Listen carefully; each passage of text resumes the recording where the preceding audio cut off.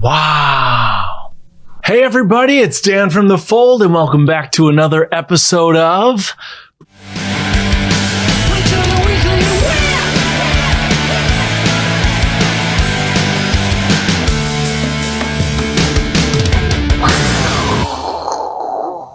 2020 is over and gone. Welcome to 2021. It's Saturday morning.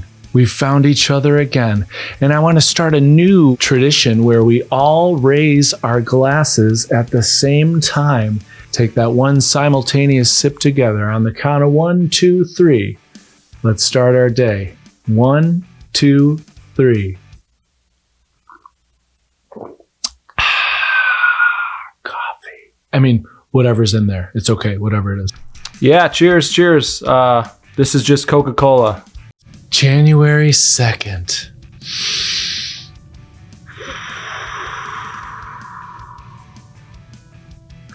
I can't believe the new year is here. A vaccine is making its way out into the world, and things are getting back on the right track. Guys, welcome to the 150,000 subscriber channel of The Fold Music. We're growing quickly. If you haven't already, like this video and be sure to subscribe to The Fold Music and ring that bell so you never miss another notification from us. Feels good to have that out of the way. Now I could stop being weird and get right into the fun week we have planned for you, where George and I are going to go toe-to-toe with some mailbag questions that came in on our Twitter. That's just The Fold on Twitter. And you guys asked some great questions. We're going to go with the top favorited questions and just kind of go through them. Got to try to match Dan's energy. I don't know if that's possible, but how you guys doing? Cheers. Good to see you, Dan. Saw a few different iterations of this question. Basically, it's what are some other hobbies you guys have besides the band? For me, coffee is a big hobby. I'm a no drugs and alcohol guy personally, so I kind of put all of that passion into coffee. And it's done me well, you know. I sometimes wish I could just be off the coffee as well, but just kind of goes hand in hand with creativity in general, whether it's, me editing a video or me creating a song or me working on merch for the band. It's like everything I do is basically fueled by coffee. I'd say besides The Fold, probably just getting out there, walking my dog. I love movies and TV, so I watch a lot of TV and movies. And cooking is a big one. I don't know. I'd say whatever I'm doing, I try to do with passion. And yeah, I don't know. I love it all. All right, so Zayad the Peaceful asked one of the top questions this week. What inspired you to make music? Why did you choose Ninjago to make music for? And was your family supportive of your dreams to make music? I especially love that third part. What inspired you to make music? It's always different, and it can get very frustrating because sometimes the inspiration just isn't there and you need to kind of wait for it. A lot of musicians talk about having a muse. That's basically something that inspires you and makes you want to create. But that's also what's so fun about Ninjago is they're basically giving us a story to write to. And so we don't so much have to say like, oh, what's, a screwed up thing that I went through and learned some big life lesson. We can just look at the stories in the current seasons. So that's been a lot of fun for us and, a little less emotionally draining, to be honest. So why did we choose Ninjago? I'm not sure I can really answer that part. It was kind of more like Ninjago chose us. We said yes when that original request came in to sing the theme song. And from there, Ninjago just kind of kept choosing us and we kept saying yes. And the third part, the part I loved the most is you ask, are our family supportive? Definitely growing up, George and I had very supportive parents who, our dad bought Georgie his Les Paul. I'm sure he'll talk about that. A Les Paul is like one of the best electric guitars you could ever own. And my dad did not have much money, so I don't know what favor he called in to get that guitar for George, but it was very much kind of the basis of both of us knowing that our parents believed in our dream. So yes, the family supported us originally, both financially and emotionally. to pursue music, and they've continued to support us. And it's a hard thing. It's missing out on some family things being a part of this musical dream.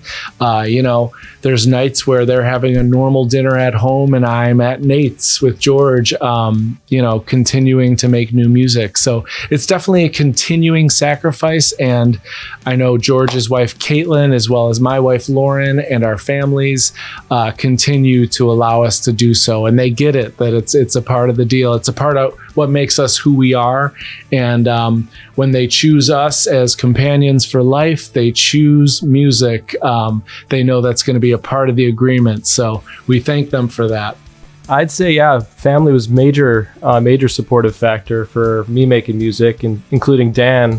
Growing up, we were always in different bands, so he was always inspiring me to keep going. And our parents, they made songs for each of us kids growing up. So we actually watched those the other night on VHS. So yeah, very supportive. And in terms of Ninjago and us and who chose who, they chose us, and yeah, we couldn't be more grateful for that. So hope that answers it, sort of.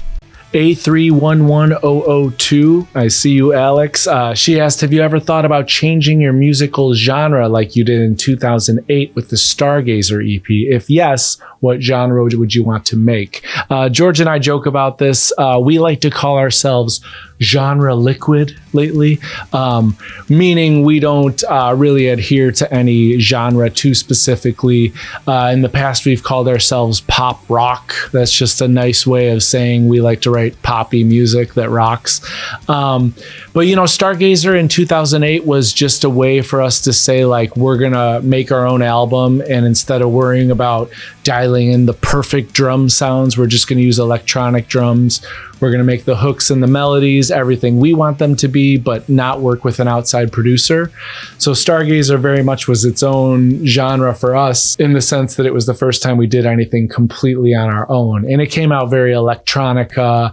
But you know what? George and I, when we're with Nate these days, we don't think of anything any different than that. If the song calls for a rock and drum sound, we're going to dial that in. We're going to play the live drums. If it doesn't, we're going to use some electronic hybrid that's in the computer already. And, if that supports the song the best, then we go with that. But that's what we mean by genre liquid. We're very much doing whatever we want for the song and not worrying too much about it. It's fun. Yeah, genre fluid, I believe is the term. But yeah, I think it'll be fun this year to really experiment on this new album with different styles of music. And rock is our core, so we'll stick to that through and through. But yeah, genre fluid in 2021. Got to get with it. Banana Bread 05 said, how does it feel to be a big part of the show and do new remixes each season? We do not talk about the Oni trilogy. I love that she said that. I'm kind of outspoken about the fact that I keep explaining that we were not around for seasons 8, 9, and 10 for reasons outside of our control. We very much wanted to do whips for those seasons, but we didn't. It was just a rebuilding time for Ninjago. The whips didn't get made. We didn't get hired for that, and we're not going to go back and do it now. We're just not. So I just love that she clarified that. Anyway, the question is truly, how do we feel about being a big part of the show? We're just thrilled. George and I always look at it as every time we get asked to come back, it's like a brand new agreement. It's a brand new opportunity. We don't hold a grudge about those seasons we weren't a part of. We just look at it as, hey, we're here today. Let's make the most out of this opportunity and forget about everything else. That's just the mentality we have to have in music.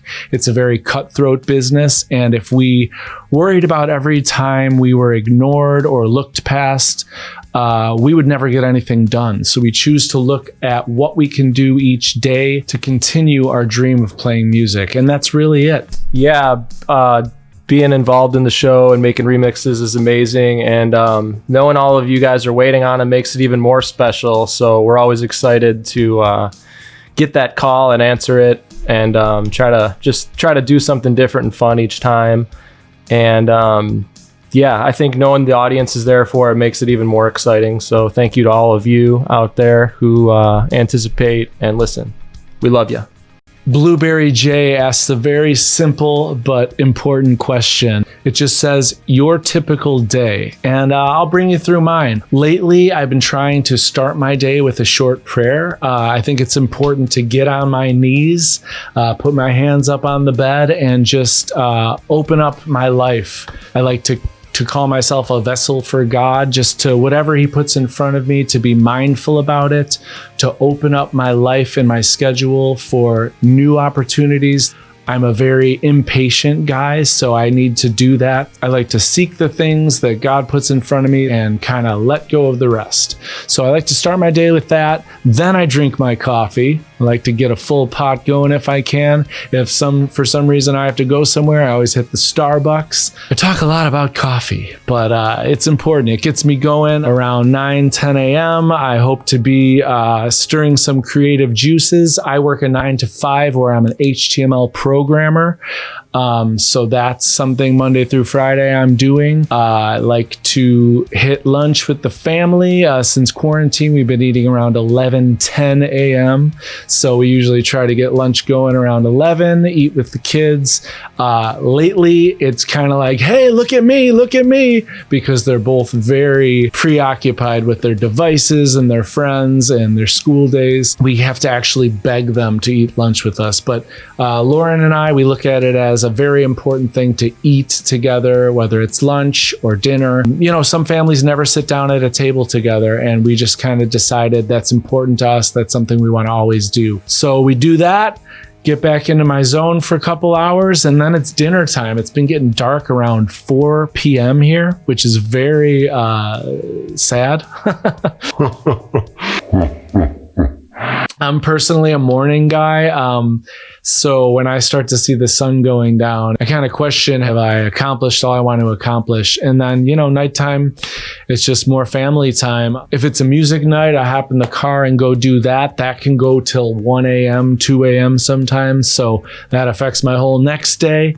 And yeah, that's about it. It's just me trying to manage those few hours I have in the best way I can. So yeah, on Saturday mornings, I like to carve out this little time for the weekly whip, get the YouTube channel popping. We do it all over again the next week. Ninjago has definitely become something that helps me define my week. As I mentioned in my live last weekend, George and I always pretended to have our own TV shows and talk shows.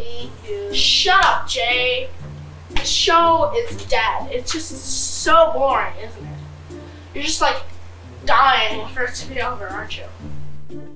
Hanshimoto said, do you like making new whips? Isn't it tiring?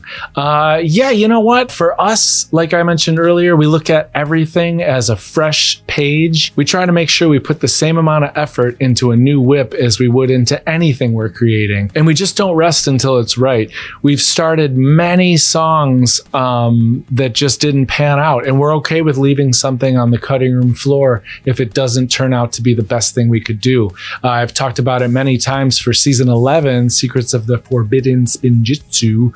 We had several false starts. I think we've started 5 or 6 whips that season that got left behind. So yeah, we just keep going. When the weekend whip came out, did you think you guys would be a part of Ninjago history? Not particularly. We didn't know what that would be exactly, but it felt just like a really fun opportunity to do anything with the Lego name attached to it. So 10 years later, we're definitely happy with the way that went. And yeah, it looks like the future's kind of bright. So we're excited. We love this show. We love what it represents. We love that we've been there since the beginning, and we're just so thankful for it. There's no other words to really describe that. Now I got a couple that came in through our Discord server. If you haven't joined our Discord community yet, it's called the Fold Community. And I'll drop an invite down below in the description. Master Wu said, did you write the original lyrics to the Weekend Whip, or did someone else do them? This is potentially something we've never talked about before, but the original lyrics were about something completely different. It was just a song, and it was a girl singing the song. So when I got involved was when the lyrics changed, and we started to adapt it to be about ninja. So I believe there's a completely different version that I would love to share, but it is not mine to share from before I was involved. totally different lyrics, and it's a female Aaron Chapman singing it. That exists. So when the idea came for it to be the theme for Ninjago, quickly some lyrics were shifted around. They hired me to sing it, and the rest is Ninjago history. Lloyd in Doubt and Living Without from the Discord community said, wait, I got one. Does the red shirt from the Never Ender and Weekend Whip video, if it is the same shirt, does it still fit you? Oh, I'd say so. Yes, I believe it does. Whew. Good question. The answer is yes. Well, that's about all the time we have for questions this week. I believe we answered many more than 5, but that's okay. It was a blast.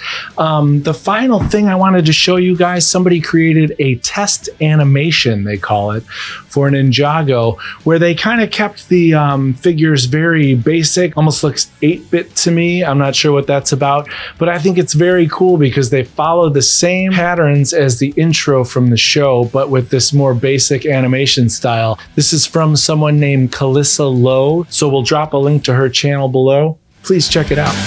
They say go slow and everything just stands so still. We say go, you gotta see us rip into it. Just jump up, kick back, whip around and spin, and then we jump back to it again. Ninja, come on, we're gonna do it again. We just jump up, kick back, whip around and spin, and then we jump back to it again. Ninja, come on into the weekend whip. Kick back, whip around and spin. Great job, Lowe. Thanks for creating that. That came out about 1.5 years ago, so I don't know how we missed that one, but we always like to show you guys cool things when we find them. And that's about all the time we have for this week, guys. Thanks for joining us for Weekly Whip number 22. It's an honor to be spending a little bit of my Saturday morning with you, and keep letting you in on these secrets from Ninjago and keep bringing you behind the scenes in the fold. And we'll see you next week. Same time, same channel, slightly different whip. Later, everyone. Take care. Thanks for having me.